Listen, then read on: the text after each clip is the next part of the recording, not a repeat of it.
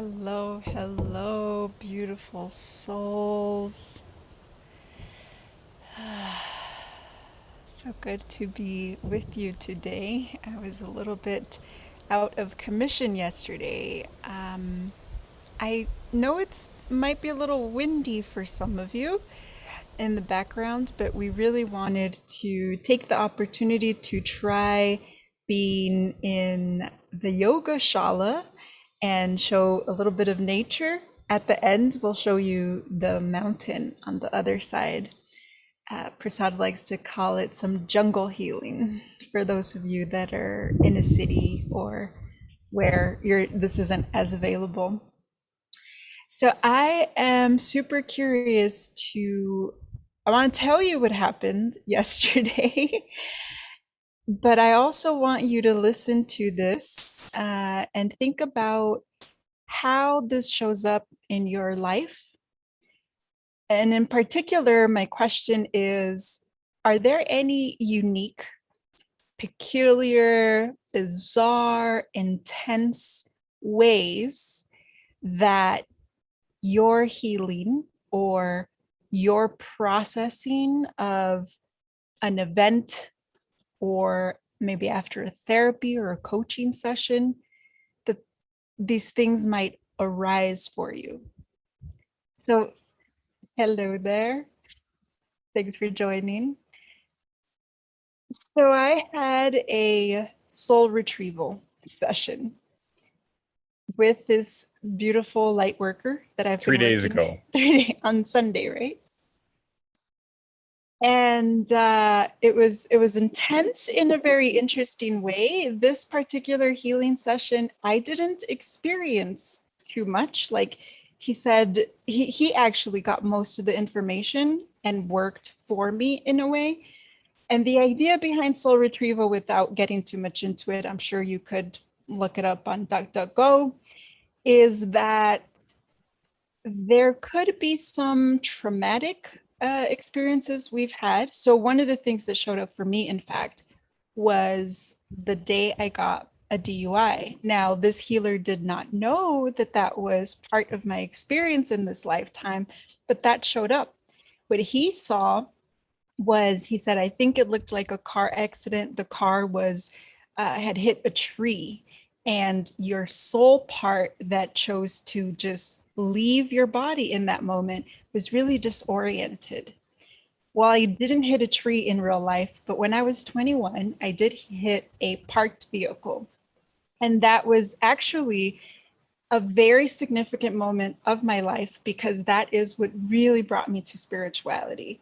In fact, I was doing the math and realizing that I've been deeply immersed in spirituality for 16 years, which, I have nieces that are younger than that. So for some people, it's a whole lifetime. So that was one of the pieces that showed up. That was one of four pieces that showed up. There are other ways. There could be soul theft, he calls it, intentional or unintentional. But what I really want to share with you is that 2 days later, so I felt fine, no problem. I thought it was uncanny. It was like being with a really good medium or intuitive person or someone that reads tarot, like all of those things that you're just like thinking to yourself, whoa, this is so accurate. Then 24 hours later, I woke up and I felt okay for the first 15 minutes. And then it was like, I finally understand the expression of, I feel like a truck just hit me, like I was just hit by a truck. My entire body was in pain. I basically didn't really get out of bed unless I was going to use the restroom. Prasad, thank God for a wonderful partner that understands these healing modalities. I mean, I had to sleep a lot. Like I had no energy whatsoever. And it was so intense that all I could do was cry. And it wasn't a memory. It wasn't, initially I thought maybe I was getting the flu. One of the cleaning ladies came in and she said, yeah, there's a really intense strain of the flu going by. going on in the town nearby, and maybe that's what it is. And we looked at each other and we always ask, is it physical? Is it metaphysical? Is it both? And I said to Prasad within the first 30 minutes, do you think this has to do with the soul retrieval process? And you said, Absolutely. Yeah.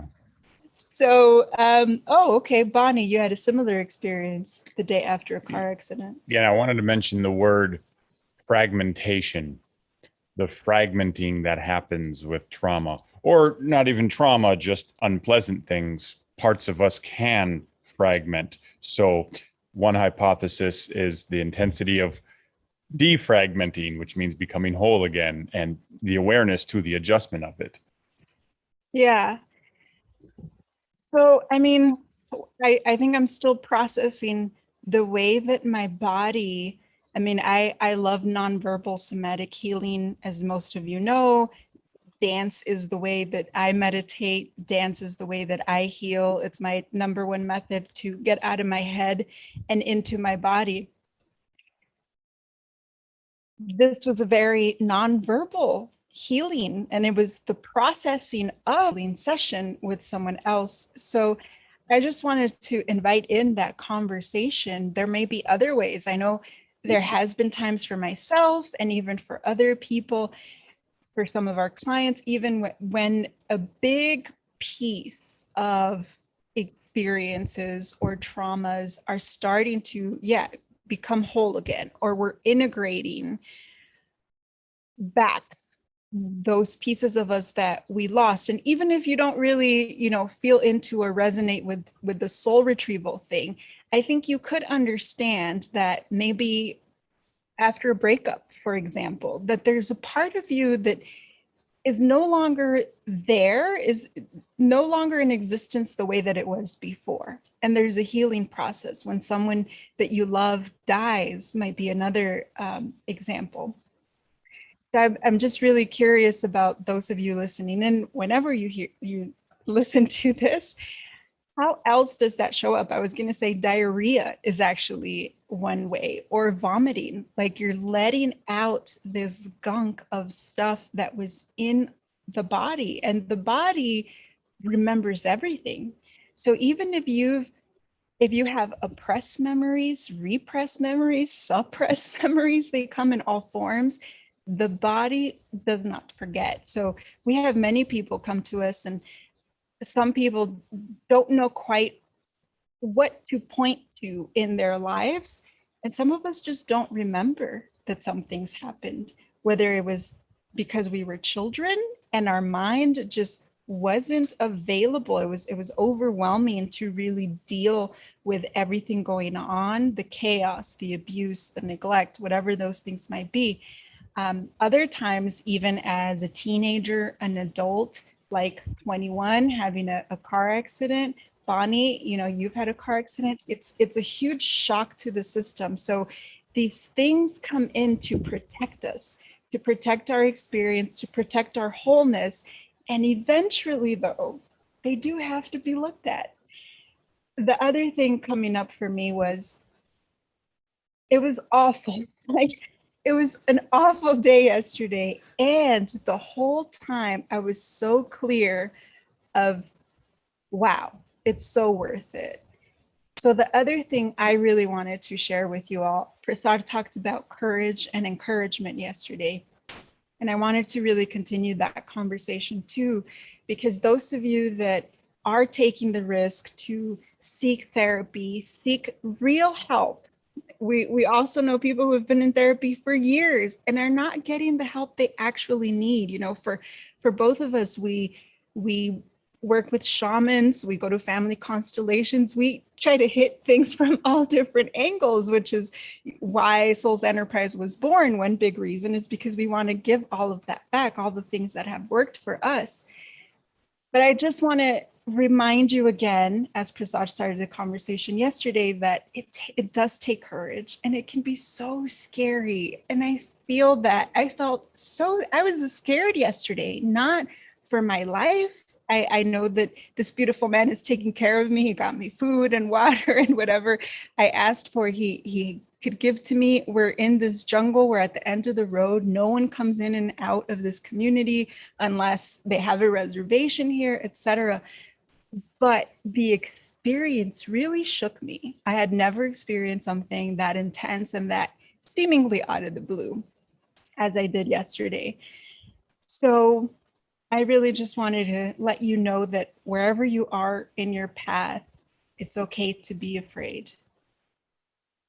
It's okay to slow down when you need to, maybe take a break from sessions or therapy for 1 week, not as a form of escape, but as a form of self-care and really being with where you are in that particular moment. That's mostly what I want to say today. I want to add to the support that's available. As we practice self-care, self-support, yes, and support of others, support of nature and the wind, support of family and friends, and of course, support of healing professionals, practitioners. So we try and stay away from the words always and never, but every now and again, I will say always, like always avail yourself of the support. Yeah. So again, it's okay to be exactly where you are on your healing journey. In terms of support, we have weekly events. In fact, Trauma to Triumph is this Saturday, and it deals with a lot of what I just shared. And there are plenty of other offerings available. You can work with us individually as well, but just be okay with where you are. Be okay with the fear, sit with it, be with it, cry if you have to, even if it feels out of place. And let us know in the comments if there's a unique way that you process your own healing work. We love you. Much love.